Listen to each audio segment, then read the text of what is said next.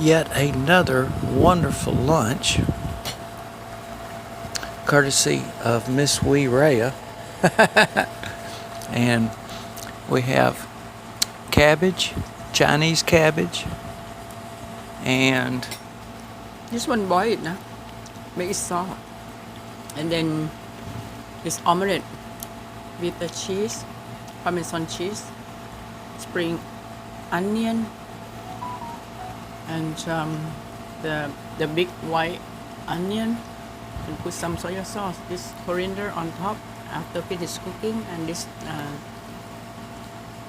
spicy stir fry chicken with long bean and holy basil leaf.